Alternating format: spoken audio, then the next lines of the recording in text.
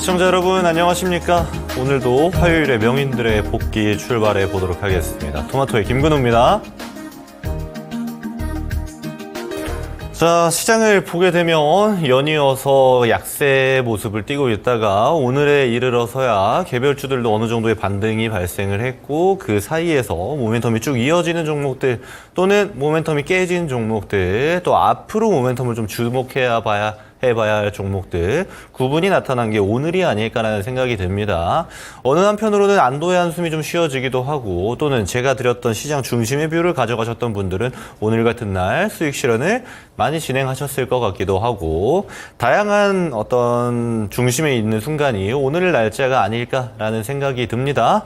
그러면 오늘도 여러분들께 오늘의 시장을 간단하게 복기를 하고 앞으로 중요한 모멘텀에 대해서 여러분들께 말씀드리는 시간 결국 그 이야기들 시장 중심이 될 얘기들을 여러분들께 드리는 시간을 가져가 보도록 하겠습니다. 자, 우선 먼저 우리가 살펴볼 내용 바로 미국 증시가 이렇게 종료가 되었다라는 지점입니다.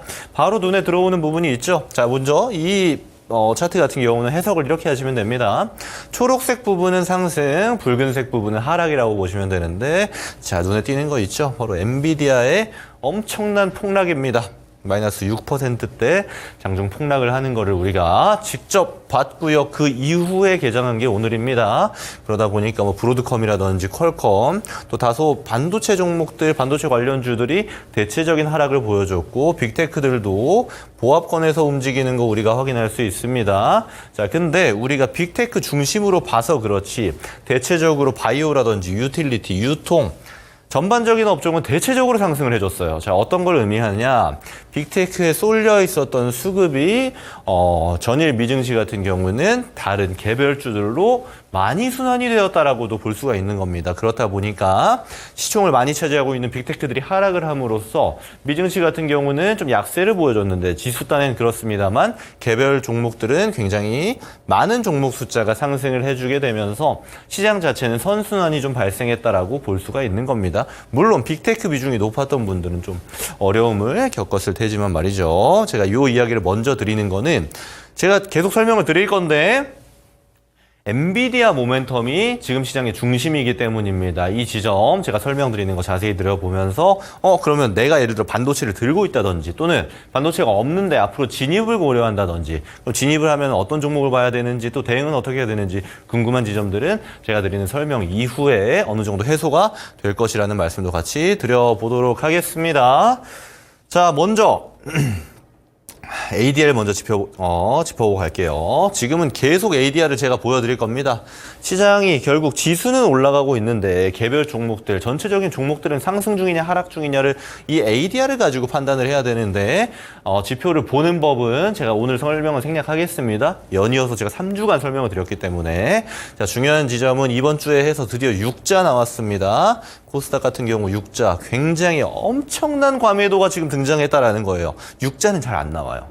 특히 이제 코스닥에서 6자가 나왔고 다행히 오늘 70%대로 회복은 해줬습니다만은 코스피 같은 경우는 아직도 70%대죠. 제가 이런 이야기 드렸습니다. 코스닥은 아무래도 변동성이 크기 때문에 7자가 종종 나온다. 근데 코스피는 잘 안 나온다고 말씀드렸잖아요. 근데 아직도 회복이 안 됐습니다. 개별주 같은 경우는 오늘 좀 많이 올라오긴 했습니다만 꾸준히 상승해야 할 기대치가 훨씬 더 높다라는 거 아직도 우리는 인지하고 있어야 됩니다. 자, 그럼 그 부분 중에서 차트를 통해서 간략하게 좀 살펴볼 건데 우선 코스피 차트를 보면서 설명을 드려보겠습니다.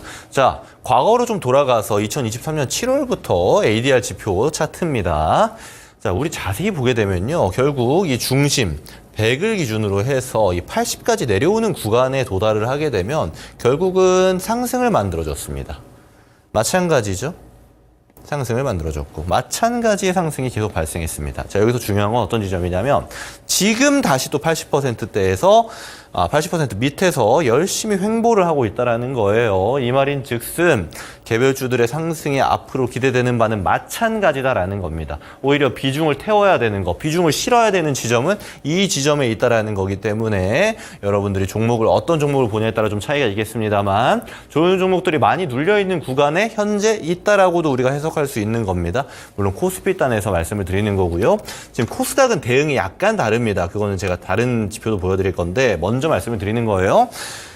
코스닥을 보게 되면은 마찬가지로 내려오면 올라가고 반복을 합니다만은 사실 코스닥은 완전히 개별주들이 올라갔다 내려갔다를 반복한다기보단 어느 정도 쏠림이 좀 강한 시장이기 때문에 ADR이 코스피만큼 엄청나게 신뢰성이 높지는 않습니다. 다만 그럼에도 불구하고 지금 너무나도 과매도권이기 때문에 여기서 어느 정도의 반등은 우리가 기대해 볼 수 있다라고 얘기를 드릴 수 있겠습니다. 그러면 공통점으로 ADR 지표로만 우리가 판단을 해보자라면 코스피, 코스닥 둘 다 굉장한 과매도권이라는 겁니다. 자, 그럼 여기서 우리가 지금 봐야 되는 거는 오케이, 알겠습니다. 과매도권 알겠는데 그러면 다음 차시에 상승을 해볼 법한 종목들이 어디에 있나요? 제가 여러 차례 강조드렸던 내용 한 번 더 말씀드리겠습니다. 미국의 10년물 국채금리입니다.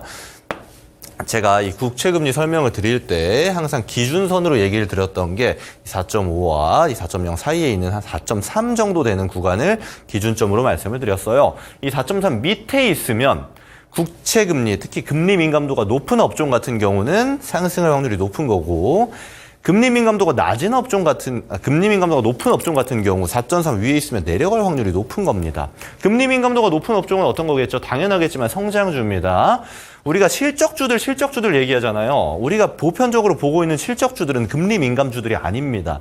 예를 들어서 수출이 지금 잘 찍히고 있는 레거시 반도체 쪽도 마찬가지고, 수출이 잘 나오고 있는 식품이라든지 수출 잘 나오고 있는 반도체 또 화장품 같은 업종들, 얘네들은 금리 민감도가 높은 업종이 아니에요. 그러다 보니까 송배전 포함이죠.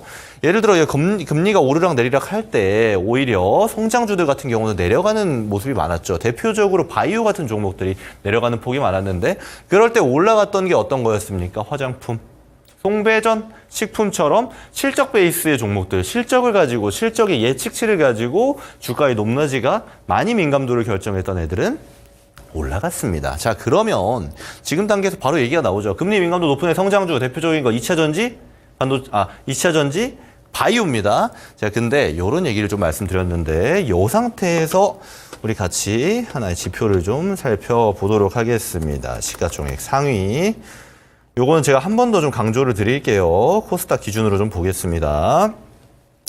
자, 우선 코스닥 기준으로 시총 상위에 보면은 일단 2차 전지가 있고, 제가 동그라미 치는 애들 업종을 한번 보겠습니다. 먼저 2번 알테오젠 바이오입니다. 4번 HLB 바이오죠.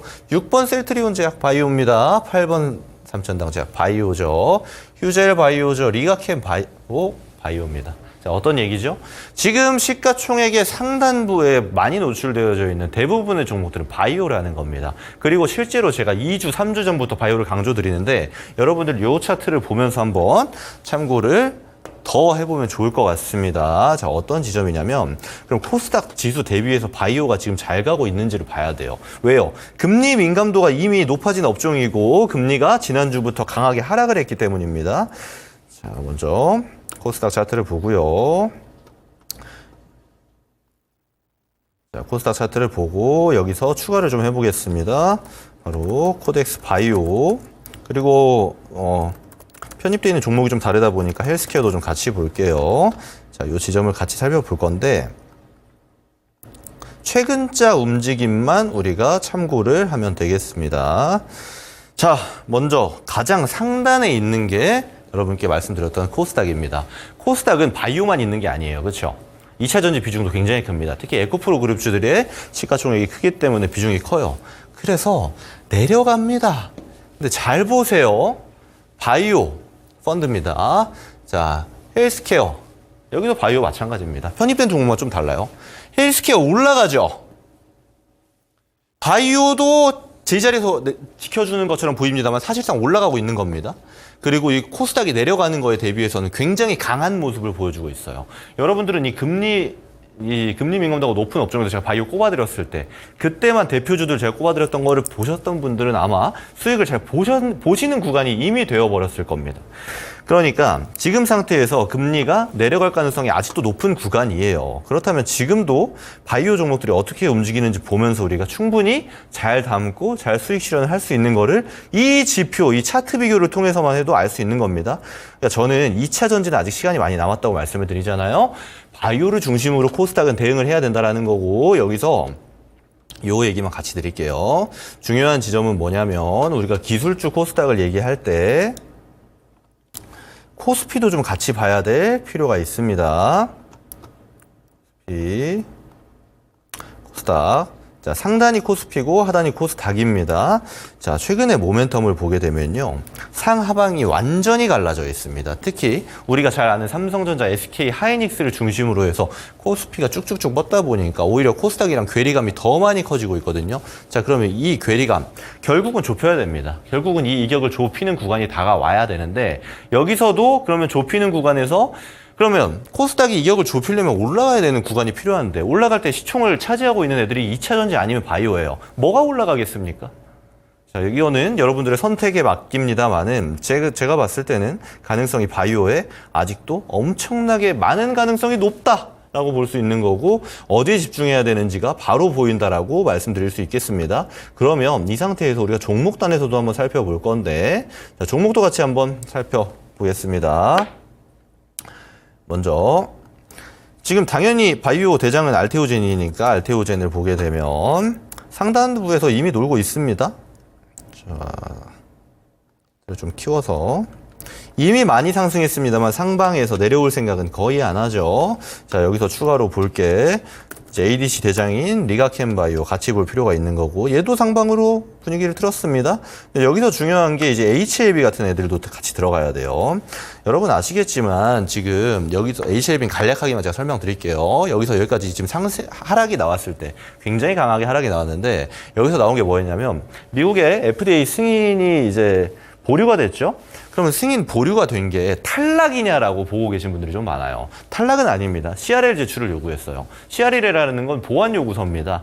그러니까 너네가 뭐 때문에 안 되는데 이걸 보완해서 다시 내봐. 요 얘기거든요. FDA에서. 근데 중요한 거는 이 HLB랑 항서제약이랑 같이 해서 이제 병용투약을 하잖아요. 그럼 병용투약을 할 때 HLB가 갖고 있는 게 문제가 있느냐 또는 항서제약이 갖고 있는 게 문제가 있느냐 이 지점을 봐야 되는데 미국의 FDA는요. 어디에 문제가 있다라고 봤냐면 항서제약을 봤습니다. 자, 항서제약 너네가 만드는 거 있잖아. 감렐리주맙 이거 보완 요구서 한번 다시 써서 줘. 이 얘기한 거거든요. 그렇다면 이 HLB랑 항서제약이 같이 모멘텀을 갖고 있을 때 얘네들도 해소가 된다라면 다시 재신청할 수 있고 다시 올라갈 수 있는 겁니다. 지금 CRL 같은 경우는 HLB에서 준비를 하고 있다라는 얘기가 많죠. 그러면 몇 개월 이내 다시 한번 트라이를 할 거고 그러면 이 바이오의 상승에서 많은 시총을 차지하고 있는 HLB도 꾸준히 상방으로 갈 가능성이 높은 겁니다. 이건 제가 제가 진행하는 공개 방송에서 여러 차례 설명을 드렸는데 명인들의 복귀에서는 처음 얘기를 드리는 것 같아요. 그래서 HLB도 오늘 올라갑니다. 마찬가지 리가도 올라가죠. 자, 알테오젠도 올라가는데 여기서 제가 종목 몇 개만 더 볼게요. 그럼 바이오 모멘텀 어떻게 가는가 보면은 최근에 에이프릴 바이오 있죠. 이런 개별주들도 상승해서 놉니다. 이 상방으로 가는 게 지금 얘네가 시총이 4천억 정도 되거든요. 에이프릴 바이오 같은 경우. 근데 지금 라이센스 아웃한 금액만 해도 1조 원대가 넘어갑니다. 자, 이런 모멘텀이 계속 나올 거예요. 에이프릴 바이오, HLB, 리가캠, 알테오젠도 상승을 주되게 만들었던 게 라이센스 아웃이었는데 그럼 여기서 우리가 더 기대해 봐야 되는 건 미국 증시에서 일라이릴리 있죠? 비만 치료제로 굉장히 잘 가잖아요. 그러면 거기 종목들 펩트론이라든지 제 종목명이 갑자기 기억이 안 나는데 하여튼 이런 비슷한 종목들 다 상승으로 모멘텀이 전환이 되어져 있습니다. 자, 그러면 우리가 금리 민감도 높은 업종 바이오 이미 출발한 거 느꼈죠? 제가 처음 설명드렸던 게 2주 전인데 실제로 금리가 다운되니까 결국 민감도가 높은 바이오 업종이 올라가는 거 여러분 다 피부로 느끼고 있어야 되는 겁니다. 제 강의를 계속 들으신 분들은. 그렇다면 얘네들이 눌림 포인트 줄 때 계속 봐야 될 수가 있어요. 특히 지금 계속 금리 인하 기조가 또렷해지고 있고 실제로 금리 인하를 진행한 국가들도 있기 때문에 우리가 이 바이오를 안 볼 이유는 현재 단계에서 없는 겁니다. 포트에 편입을 할 때 눌림 포인트만 잘 공략을 하면 된다라고 얘기를 드려보도록 하겠습니다. 자, 종목은 이제 지울게요. 자, 요 정도만 제가 바이오 설명을 드리고요. 또 하나 중요하게 봐야 되는 지점이 자, 그러면 우리가 바이오만 가지고 포트를 거기 다 살 수 없잖아요. 자, 추가로 좋은 모멘텀이 있는 게 있습니다. 바로 지금 달러 인덱스고 미국이 지금 $1 환율이에요. 두 개의 차트 한번 비교해 보겠습니다. 어떤 지점 보시면 되냐면 이 저는 볼 필요가 없습니다. 이후부터 보면 되는데 자, 여기가 언제냐? 이스라엘 하마스 전쟁입니다. 자, 엄청나게 상승했죠. 달러도 강세, $1 환율도 엄청 상방으로 움직여줬는데 중요한 거는 이 상단부를 달러 인덱스 같은 경우는 돌파를 못하고 있어요. 그렇죠? 결국 저항대가 되어버렸고 이 105포인트 정도에서 놀고 있는데, 자, 원달러 환율을 볼게요. 이스라엘 하마스 전쟁으로 올라갔던 환율의 고점을 이미 돌파해서 거의 1,400원 근처에 놀고 있습니다. 자, 여러분, 그러면 우리 주식인으로서 바로 힌트가 보이죠? 달러 인덱스보다 지금 원달러 환율이 훨씬 더 강하기 때문에 그러면 달러를 벌어오는 업종, 수출 업종들은 당분간 안 끊기겠구나, 바로 알 수 있는 겁니다. 그러면 제가 여러 차례 여러분들께 강조드린 애들이 여기서 나오게 되는 거예요. 이미 수출이 잘 찍혀서 유명한 애들이 있습니다. 첫 번째 화장품이겠죠. 당연하겠지만 실리콘2. 얘네가 미국향 플랫폼을 가지고 있기 때문에 먼저 봐야 되는 애들이고, 또 미국향 띄는 애들이 대체적으로 좋을 겁니다. 지금 원달러가 강세이기 때문에. 코스메카 코리아라든지 코스맥스, 한국콜마. 한국콜마는 1분기 실적은 별로 안 좋았는데 2분기에 굉장히 기대되는 바가 큽니다. 자, 요런 애들. 그리고 추가로 보면 대장인 아모레퍼시픽. 요 정도는 지금 얘네들이 쉬어가는 구간을 주는 애들 또는 상방에서 노는 애들 각각 모멘텀이 다르거든요. 왜? 이미 오랜 기간 동안 상승을 많이 했기 때문입니다. 자, 그럼 여러분들 어떻게 보셔야 되냐면 여기 각각 다 지금 좋은 애들이잖아요. 그럼 눌림 포인트 주는 애들은 이미 공략을 해도 되는 단계에 이르는 겁니다. 자, 종목들 잘 체크하셔가지고 현재 대장주인데 달러가 계속 강하구나, 원달러 환율이 계속 강하구나, 그럼 어떻게 해요? 얘네들이 더 갈 수 있는 겁니다. 지금 이미 2분기 매출은 좋을 것으로 기대가 되는 애들이 많아요. 자, 이게 1차적으로 일단 화장품이 되는 거고, 여기서 또 봐야 되는 게 미국향 매출 잘 나오는 게 화장품만 있는 게 아니죠. 첫 번째로 봐야 되는 거 미용 의료기기도 있습니다. APR. 잘 갑니다. APR 계속 잘 가죠. 얘는 실제로 제가 여러분들께 TV방송 추천주로도 드리기도 했는데 벌써 4차, 5차 목표가가 돼갑니다. 굉장히 잘 가고 있고, 마찬가지로 클래시스 같은 경우는 미국향은 아니지만 남미향에서 실제로 지금 미 FDA 승인만 남아있죠. 미 FDA 승인되면 미국향 매출 똑같이 발생을 할 거고, 여기서 지속적으로 봐야 되는 애들을 보자라면은 비올 같은 애들. 비올은 또 쉬고 있잖아요. 충분히 담아볼 수 있는 거고, 제이시스 메디칼은 지금 공개 매수 중이어서 차트가 좀 일그러졌는데, 이런 지점들이, 제이시스 메디칼은 이건 못합니다. 지금 공개 매수 중이어서. 이 세 가지 종목들은 앞으로 상방으로 계속 열릴 가능성이 높다라고 우리가 보는 겁니다. 이미 매출 파이가 커져버렸고 수출이 찍히는 애들은 모멘텀이 이어질 가능성이 상당히 높다라고 우리가 봐야 되는 거예요. 제가 강조드린 애들은 다 현재 시장의 중심주들입니다. 여러분들, 얘네들을 제가 너무 비싸서 안 돼요 라고 얘기할 때까지는 계속 봐야 된다라고 여러분 느끼셔야 됩니다. 자, 오늘도 또 시간이 많이 없기 때문에 빨리 진행을 해보겠습니다. 자, 요 정도 말씀을 드릴 수 있겠고요. 자, 환율 모멘텀이 그랬고, 자, 중요한 거는 지금 엔비디아 얘기 잠깐 해야 되는데, 지난주랑 차트 완전히 다르죠. 상단부에서 상당히 많은 하락을 지금 발생시켰습니다. 그러다 보니까 우리 종목들, 특히 직전 모멘텀 받고 있던 SK 하이닉스라든지 PSK 홀딩스, 이수페타시스, 한미반도체 같은 종목들 오늘 다소 낙폭이 발생했다가 결국 다시 상승해주는 흐름을 만들어줬는데, 제가 여러분들께 이 엔비디아 관련주들 얘기할 때는 비슷한 말씀을 계속 드렸어요. 봐도 된다. 다만 로스컷만 잘 보셔라.